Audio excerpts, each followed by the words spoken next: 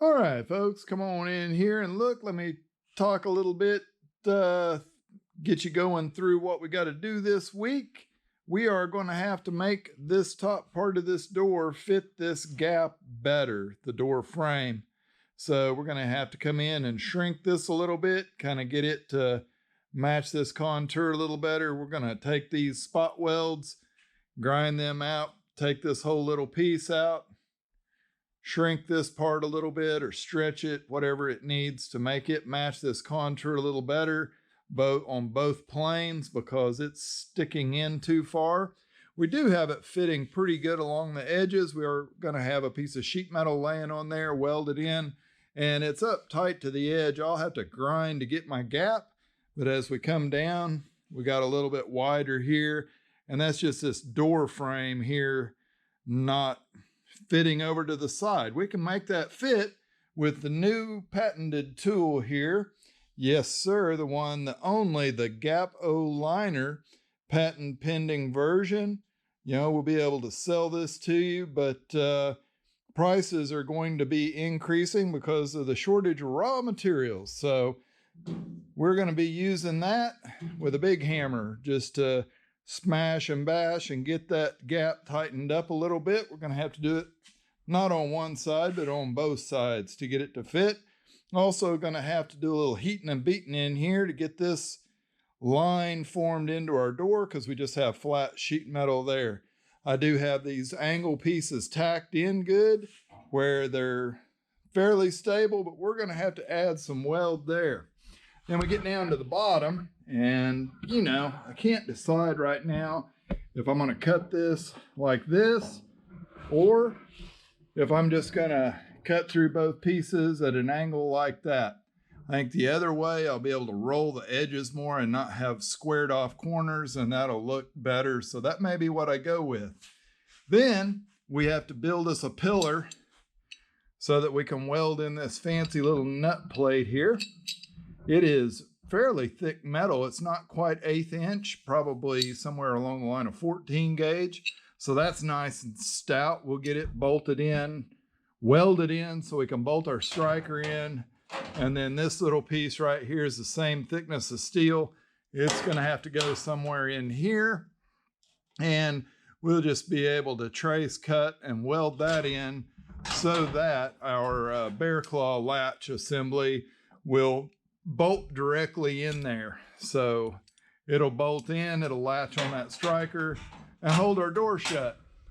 I think the goal of this whole project was to build all of the inside of this door before I ever weld the outside skin on there, to get stuff fitted in so she latches, she unlatches, it doesn't hit the body or anything, just to make sure we're going to have functionality of it. Make sure it all fits, and then we can make our sheet metal fit our door frame. That's what you would do if you were skinning a door. Unfortunately, we got like one shot at this, so I want to try to make it as good as I can. I'm not scared of a little bit of body filler. Oh, Puddin' always says mama didn't raise no punk. And yeah, I feel the same way. I can get it done one way or the other, but I would rather not have as much body filler in it as this did before we started this. I've still got to order some tail lights. We're going to cut in and put tail lights in this rear panel here. I was looking at where my fuel door is, or filler neck comes out, and where the corner of the door is, the way the hinges are made. We got a little interference going on here. We're going to have to make a decision about what we're going to do. I'm thinking I can drop this down just about maybe a 1/2 inch, and I can move it over about a 1/2 inch, and that'll rectify our interference problems there. Another thing that's got to happen is we got to continue this inner structure of the door on, up, around, all the way, and make it so that our glass fits, is supported, and the molding or the metal trim ring for the inside fits that well and is able to fasten in. So that doesn't sound like a lot. It doesn't take me a long time to say it, but man, that's a lot of work. So hey, we better get out the hammers, the welder, the cutoff wheel, some safety gear and get it done, guys. So, you know, it's been that kind of week. I think we just need to beat on something a little bit out here in the hog barn. And we got, like, make sure if you're going to hit something, you're using the Gap-O liner, okay? Don't settle for a substitute. The real thing. It's all that'll work for you. And for today's experience, it's about a 2-pound shop hammer. So my question is, end grain hit or side grain hit? I think we'll go with the end grain just because we can.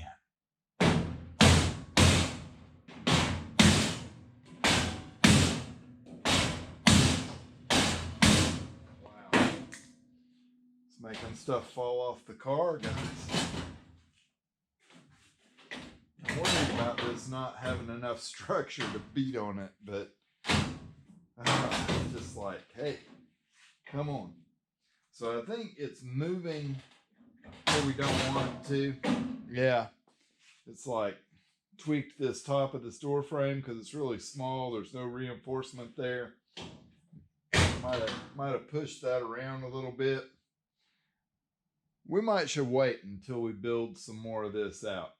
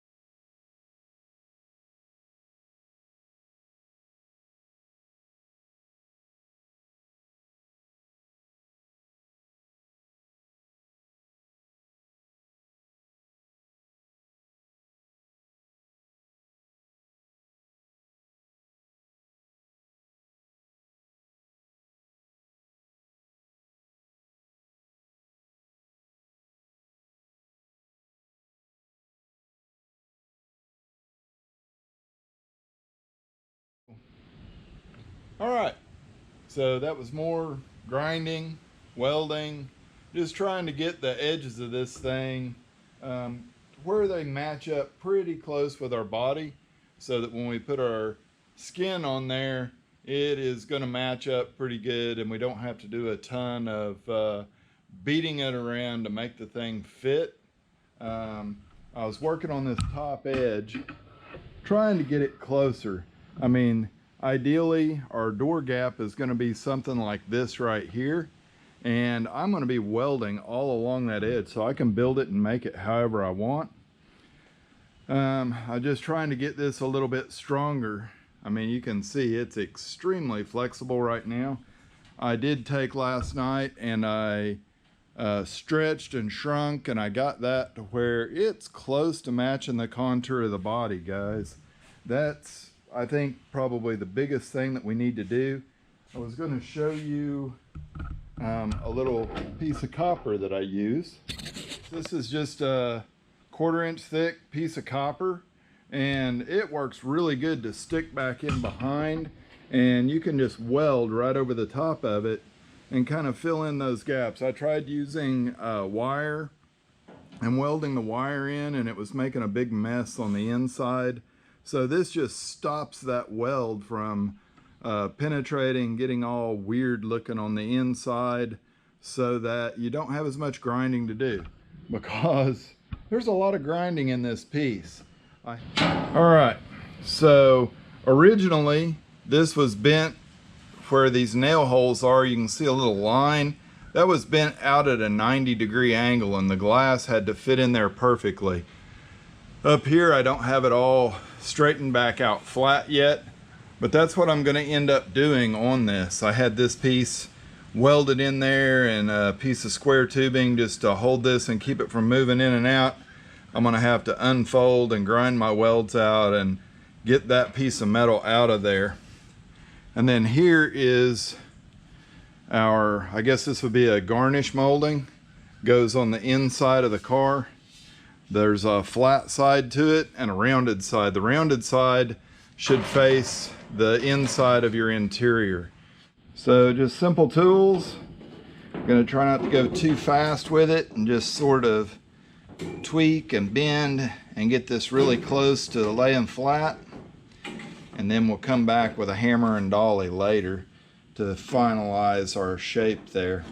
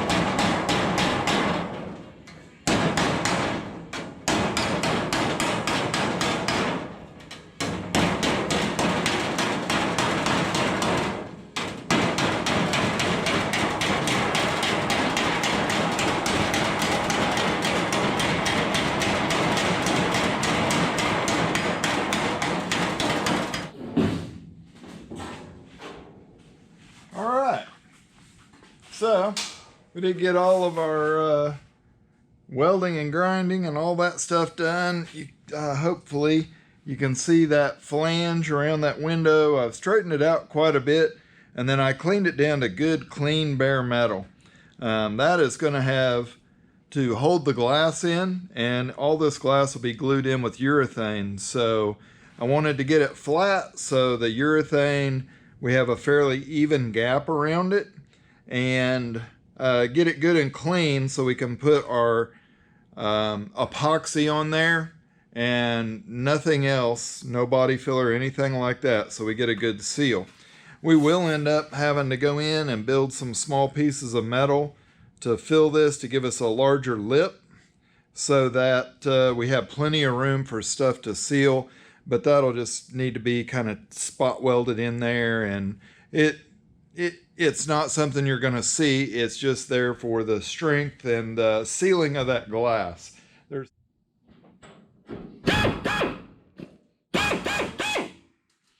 All right, so Clecos require an 1/8 inch hole to be drilled first.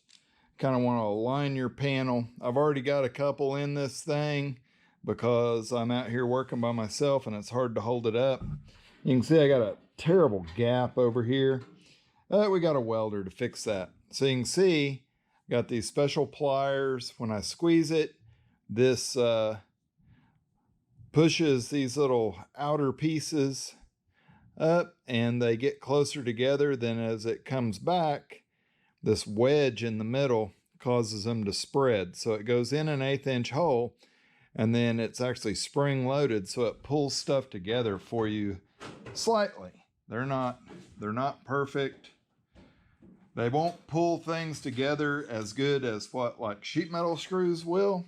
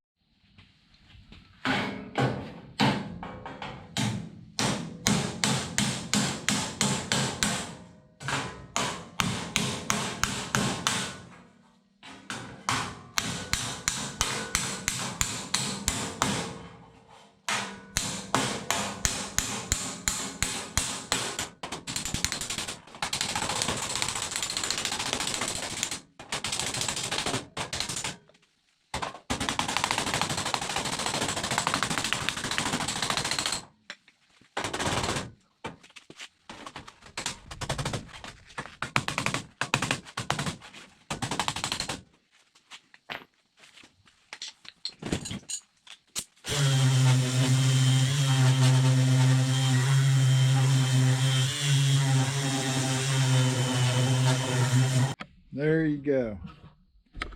I started out messing around with the back glass area and kind of got sidetracked and spent a bunch of time doing stuff there. But I did do the old Fitzy cut and butt on this edge, because like the way I've done this right now is this is overlapped. So now this side is all welded. And something that I did is I did all my welding from this side. And yeah, that's after some grinding. I had the old welder. She must have been turned up on Caterpillar mode there, making the beads really stand up. But we got really good fusion, penetration, if that's what you want to call it. I ground out some of those shrinker stretcher die marks, and I hammered and dollied and got this edge pushed out, so our gap looks a little bit better. And we're in. All right, so we're in here and we've got a fairly good looking gap down this side. That door is shut in too far, so if I pull it back to about even, still have some hammer and dolly work to do here, but up through here we're not looking too bad. I mean, just for sitting there, just sitting there. So I'm gonna keep pounding away on it. You can tell it got dark out there. It's thundering. We're in Oklahoma. There's a tornado warning right now going on. So yeah, I think I've got about as far as I'm gonna get this evening. All right, guys. It kind of makes a little bit of noise, but it will open and close. Yes, it does. We're just about to get somewhere on this deal. We'll take and pop these little Clecos out real quick and show you what we got going. Just a ton of cutting and welding to get this thing put together. I mean, it's just amazing how much weld we end up with in this little door here.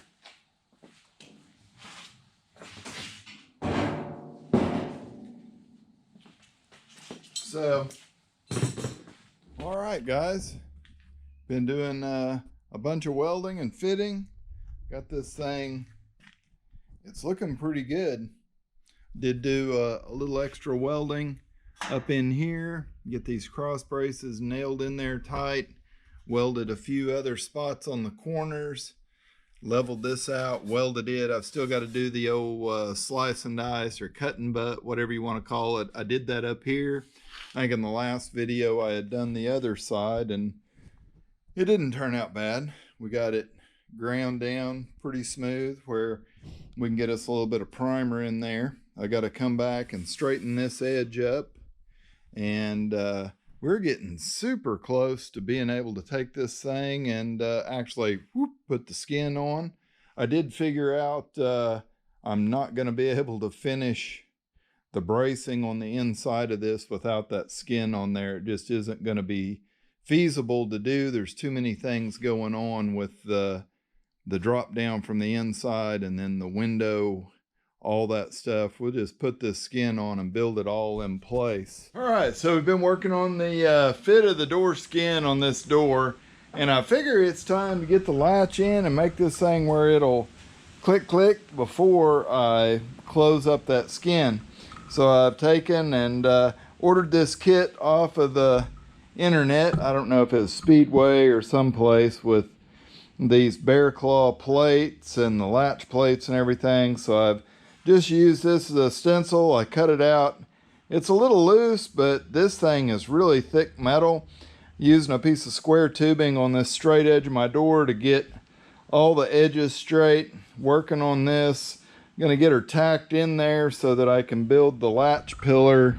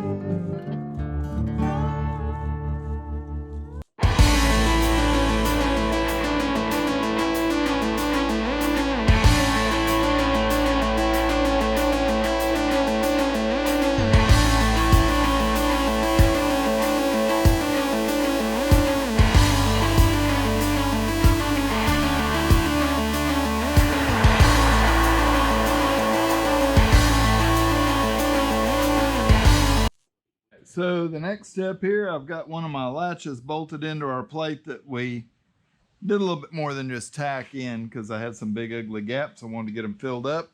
Then I have the plate that the striker bolt goes into, which, I mean, you can build this yourself. This is pretty cheap to buy a kit nowadays though. So this is going to go in here and it should snap in. Yeah, should. And see, even with just the way that thing is made originally, it won't quite catch on that final catch. It's wanting to only catch on one. So we're gonna have to do us a little bit of playing around, I think, to get it to where it's gonna catch on both catches. It needs just a little bit more cut back into here. But the plan is to get this where it fits. That way we know if I center that bolt up in there, I'm at the center of the adjustment here, and I get that to hit the center. I have a piece in here in the car, I'll show you in just a second, welded.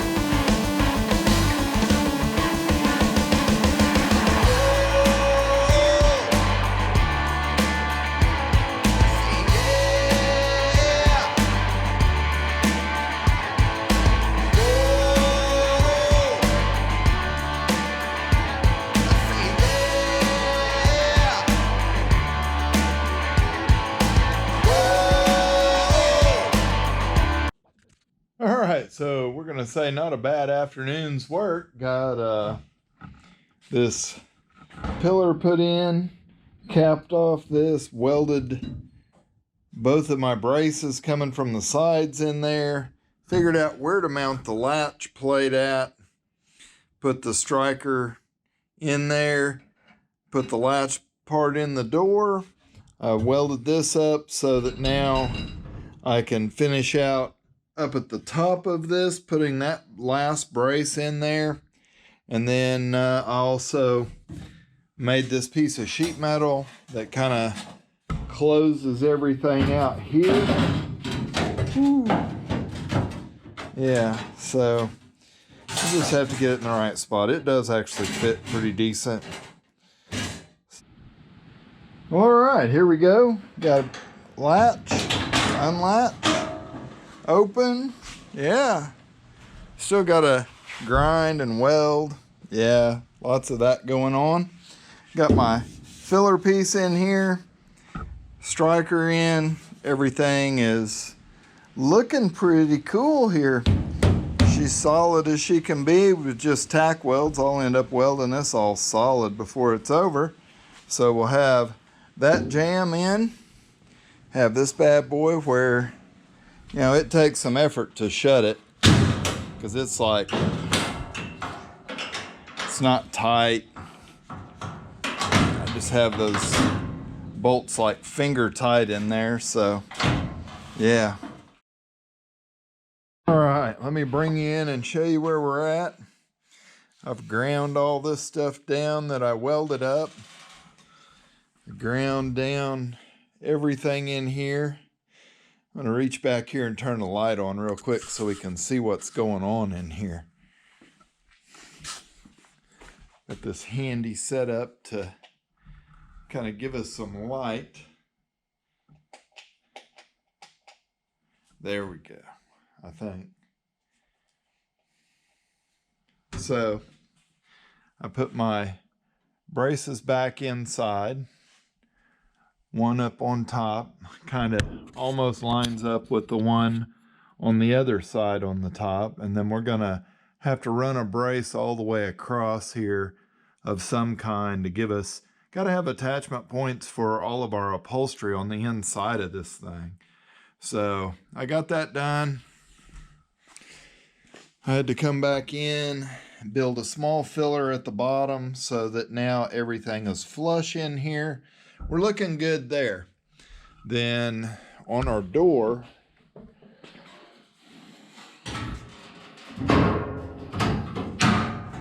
yeah, it sounds great. Sounds like 10, right?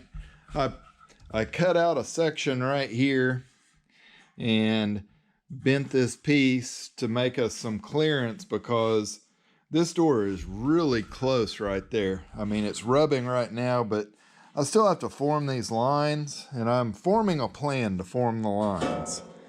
But as that opens, I mean, you can see that is really tight. So by putting that in there, we got lots of clearance, but now we've got to come and do some kind of pineapple cut or pie cut, whatever you want to call it, and get this thing to fold in. And then we got to make our body line. All this has to clear the door skin when it goes in there. Man, it's been a long day, so I just kind of have this, it is what it is. How about that?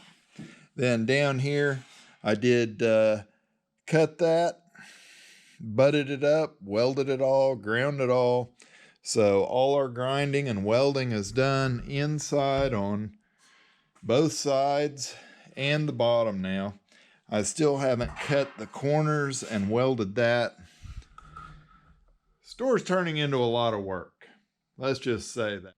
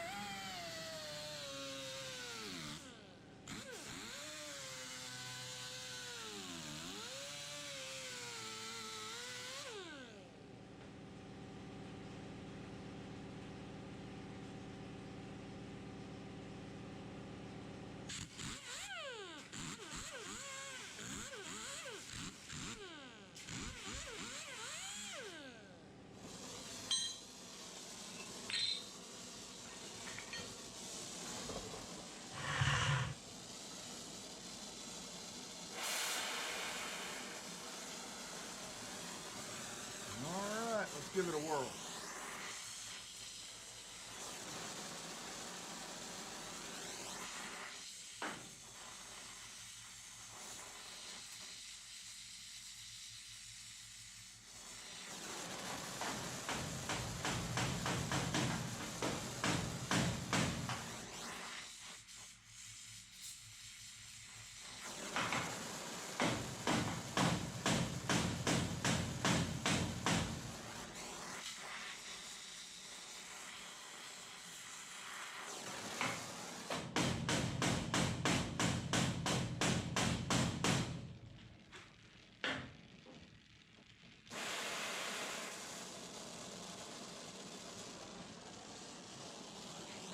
Close.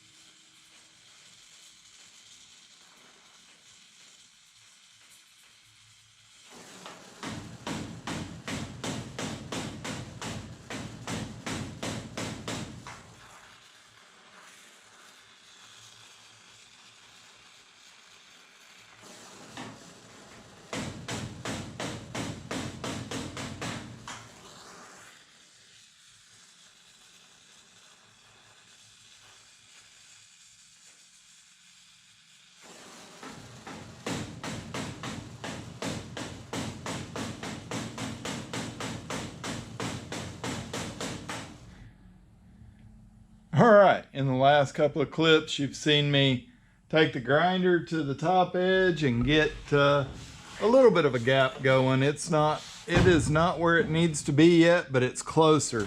This was overlapping maybe 1/4 of an inch, because when I cut it, I cut a curve in it and it just didn't fit. So when I welded my piece back in my roof, I added about 3/16 to it. So we got that little gap there, or overlap, not a gap. And then you saw me do this, and yeah, this is a pretty wide gap right here, but we'll take care of that with our welding. When we weld this edge up, I'll get all these gaps much better.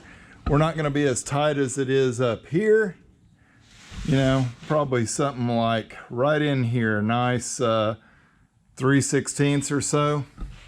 You saw that last little piece there. I was taking this thing and heating and beating, I guess is what we could call it. Yeah, smashing this door skin so that we've got a close fit there on our contour, and I think I'm pretty decent on that.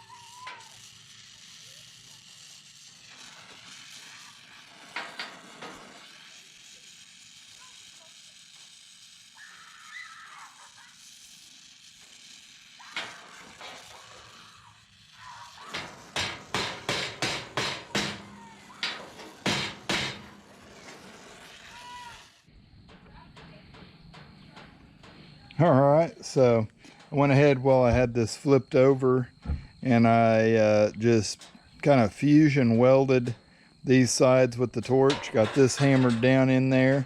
Got this body line. Got our super high-tech spray equipment out. Check the pattern, looks good. Gonna use this high-tech masking material to keep the overspray off everything on the inside of this. We're just hitting this with a little aerosol self-etch to help keep it from rusting everywhere. Because man, it is humid in Oklahoma right now. I think it rained 4.5 inches last night, which is a lot. Some of you guys may get that on a regular basis, but that makes the old creek run really hard here. All right, guys, so this is kind of a different look. I know black, everything kind of disappears. We did finish and grind and contour this stuff. I finished welding everything up on the inside of this door, and I sprayed this green like aerosol self-etch on everything, and then I followed up this with just some black enamel paint, and that'll provide us some corrosion protection.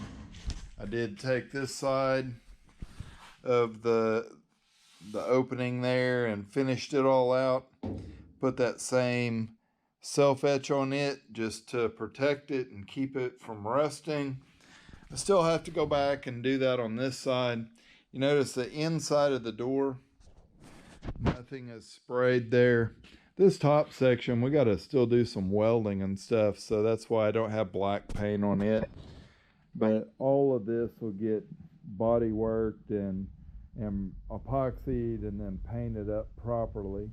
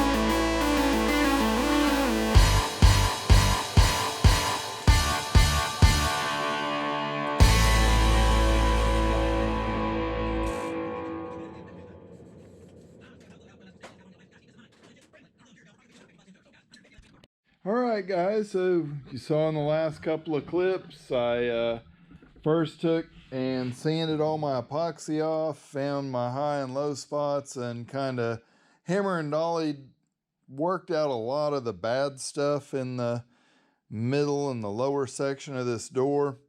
I also had already cleaned the back sides of stuff to weld it.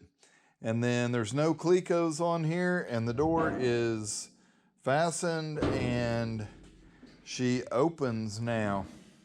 And then you can see we got it nice and tight fit all the way down, and just a ton of welding. This edge, I kind of moved the door back so all of my gap is on this one side, so we just have to fill this with weld. Gonna like build the edge of that door up, make it match up, look nice. We got a pretty decent gap on the top. I think that's kind of where we're gonna try to leave that. And then the bottom of it's actually touching, so I've got to come back and grind that for clearance. And this edge, the gap is good the way it is. We've just got to kind of keep that. There's going to be a lot of welding and grinding, like there hadn't already been a ton of welding and grinding to make this work. I'm just glad to get it to this point where it is a door, it opens and it shuts. Hey guys, we got a lot of grinding left to do on the old 35 Chevy. Let's go out back here and let's use the old Remington grinder here, and let's grind up some clay pigeons. I'm not sure if I can still hit one or not, but I'm going to toss a couple in the air and we'll just see what we do. Hey, I appreciate all of you for watching my videos. New subscribers, thanks for joining in, and old subscribers, I'm just planning on lots of cool stuff during the summertime. This car, it's got to get painted, it's got to get put together, all those things. We got a 68 C10 we're going to keep working on. So hey, we'll catch you guys on the next video. Let's go shoot some clays. That sucked.